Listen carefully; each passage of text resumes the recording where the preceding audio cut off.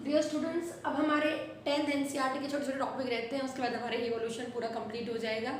देखो ठीक है बेटा, हालांकि आपको कुछ बुक्स के अंदर नहीं मिलेगा, कोई अगर एनटीएससी के लिए कुछ ऐसी तैयारी करने के लिए लेता है तो उसके अंदर ये बुक नहीं के अंदर ये टॉपिक्स नहीं मिलेंगे, बट हमारे 10th एनसीईआरटी बुक्स के अंदर दिए हुए हैं। सबसे पहले हम बात करेंगे इवोल्यूशन बाय स्टेज। आपके पास जैसे कि ये पोर्शन हटा दिया गया, डिलीट कर दिया गया इवोल्यूशन, नहीं तो कॉमन क्वेश्चन एनसीईआरटी का क्वेश्चन है कि evolution occur stage by stage inverted comma में बन एंड जस्टिफाई दिस स्टेटमेंट। तो आपको ये जस्टिफाई करनी है स्टेटमेंट। तो हम क्या कहते हैं, बिल्कुल सही बात है कि इवोल्यूशन अगर हम मोस्टली केसेस के अंदर करें तो स्टेज बाय स्टेज हुआ है। जैसे कि चार्ल्स डार्विन ने कहा कि भाई इस तरह से ऑर्गेनिज्म होते हैं, ठीक है, उनके अंदर धीरे धीरे एनवायरमेंटल कंडीशन के अकॉर्डिंग भाई जो कुछ भी लगा लो अपने आप को जो सर्वाइव कर पा रहा है, कंपटीशन है उसके अंदर वो चेंज, तो वेरिएशन, फिर वो वेरिएशन रिप्रोड्यूस किया तो नेक्स्ट जनरेशन में जमा होता चला गया और उसके बाद में एक नई स्पीसीज बनी। तब ने एक हमने इवोल्यूशन बाई चांस भी पढ़ा है, भाई चांस भी हो सकता है, लेकिन हर एक के साथ थोड़ी ना, हर बार चांस थोड़ी ना होता है। अब अपने साथ ही लगा लो भाई, हम कुछ करने जाते तो एकदम से हमने क्या कहा भाई हमें तो चांस मिल गया, इस तरह से कुछ भी चीज़ हो गई। जरूरी नहीं कि हर चीज़ चांस के साथ भी हो।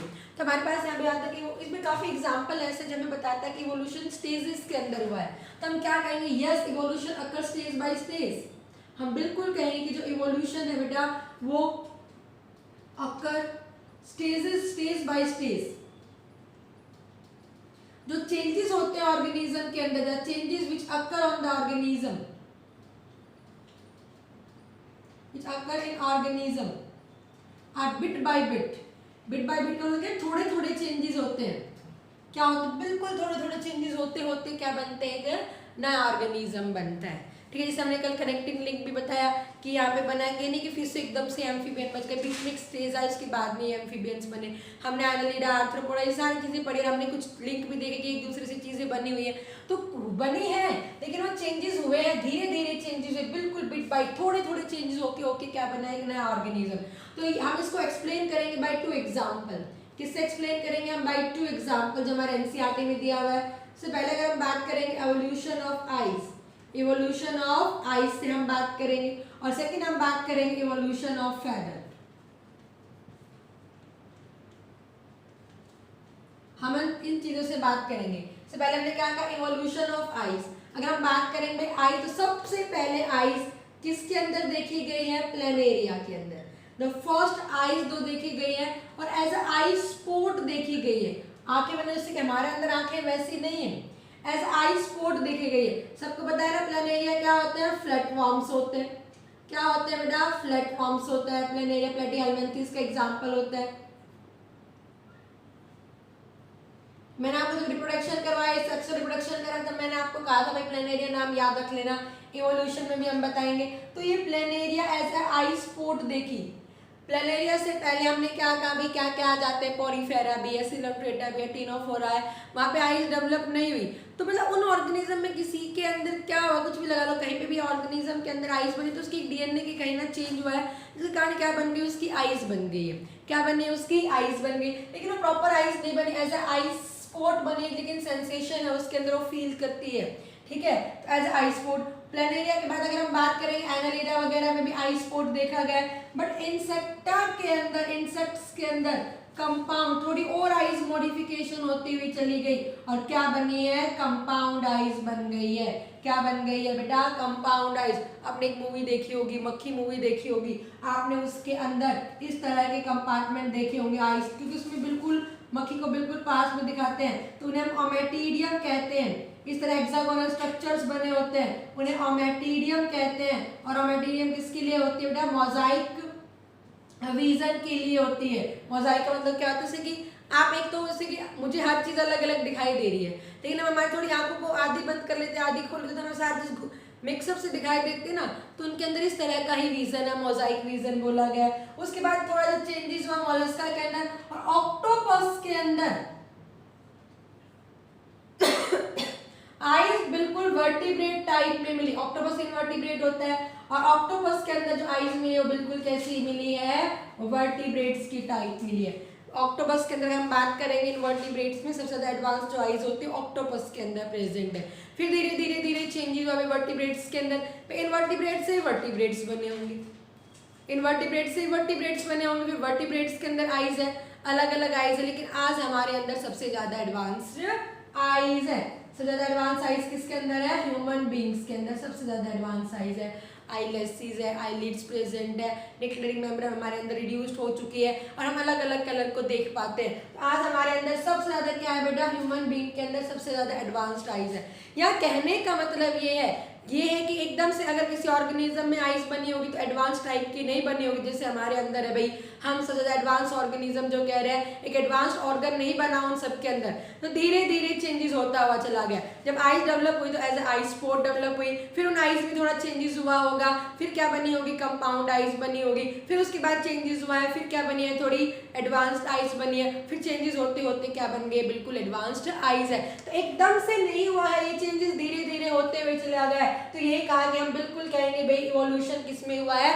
स्टेज में हुआ। एकदम से हम यहाँ पे बाई चांस हम बिल्कुल कह सकते हैं, लेकिन हर बार नहीं होगा बाई चांस। तो हमने ऑर्गन्स का एग्जांपल दिया है, तो आपको याद रखना है सबसे पहले आइज किसके अंदर देखी गई थी? प्लानेरिया के अंदर, ठीक है। और कंपाउंड आइज हमारे एनसीईआरटी में लिखा, कंपाउंड आइज किसके अंदर देखी गई? इंसेक्ट्स के अंदर देखी गई है, ठीक है। और जो वर्टिब्रेट टाइप आइज किसके अंदर देखी गई? ऑक्टोपस के अंदर देखी गई है। और वर्टिब्रेट्स में एडवांस होते हैं, और वर्टिब्रेट में भी ह्यूमन बीइंग में सबसे ज्यादा एडवांस्ड है। तो ये आइज का इवोल्यूशन बिल्कुल शो कर रहा है कि चेंजेस धीरे धीरे हुए हैं, बिट बाय बिट वहां पे चेंज होते हुए चले गए और एक आज एडवांस्ड आइज बन चुकी है।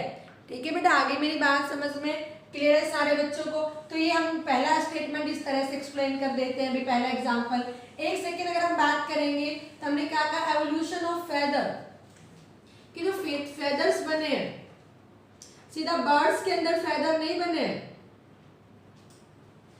सबसे पहले जो फेदर की डेवलपमेंट हुई है वो रेप्टाइल्स के अंदर डेवलपमेंट हुई है।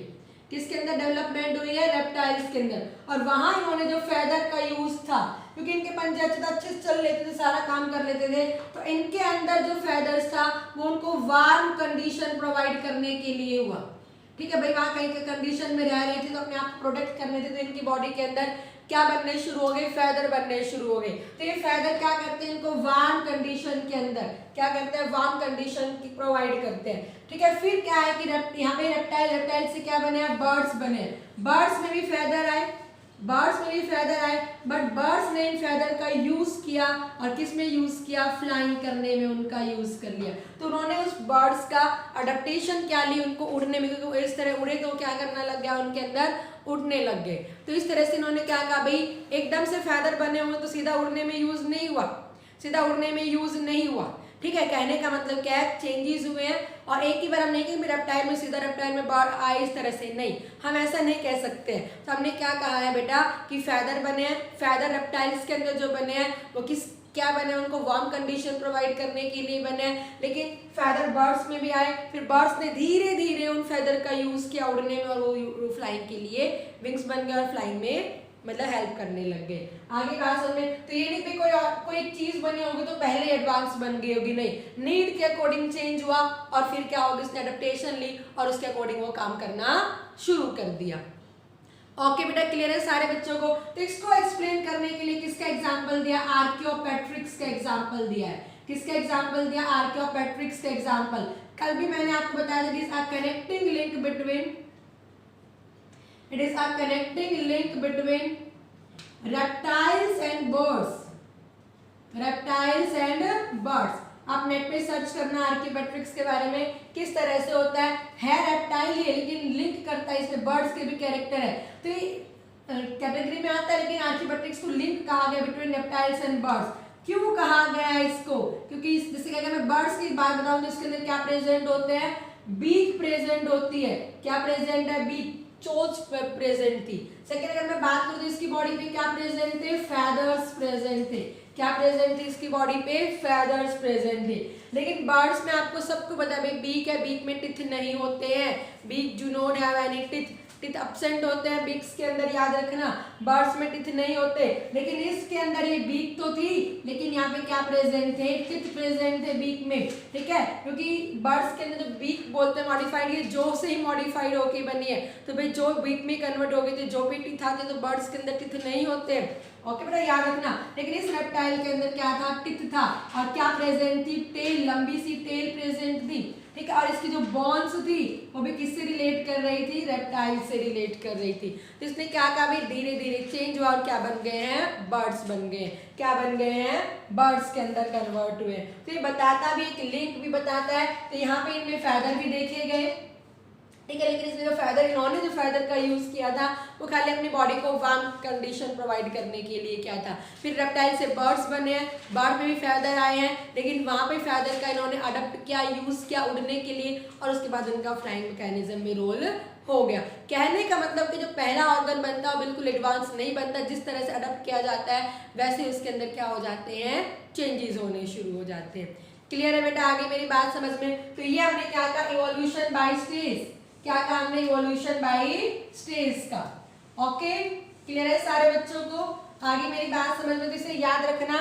तो हमने पहला एक टॉपिक, जो छोटा सा टॉपिक है, आपको मोस्टली बुक्स के अंदर नहीं मिलेगा, वो हमने क्या पढ़ लिया, इवोल्यूशन बाय स्टेज। तो हम क्या कहते हैं, बिल्कुल इवोल्यूशन स्टेजेस के अंदर में जो चेंजेस अकर हुए बिट बाय बिट हुए ऑर्गेनिज्म में, उसके बाद एक नया ऑर्गेनिज्म बना है। हम it can be explain by the best example. अगर हम बात करें evolution of eyes and evolution of feather, evolution of eyes में आपको याद रखना है सबसे पहले किसके अंदर देखी गई है, याद रखना है। एनसीईआरटी में दिया हुआ एनटीएससी में क्वेश्चन बन सकता है प्लैनेरिया में, but as a eye spot. फिर इंसेक्ट्स के अंदर जो आइज है वो थोड़ी चेंज हुई है, और कैसी आइज बनी है, वहां पे ये कंपाउंड आइज बनी है, ठीक है। उसके बाद ऑक्टोपस के अंदर थोड़ी, इनवर्टिब्रेट्स के अंदर एडवांस्ड आइज देखी गई है, तो हमसे मिलती जुलती है, लेकिन काम वैसा नहीं कर रही, उसका ओरिजिन थोड़ा अलग तरह का है। ओके बेटा।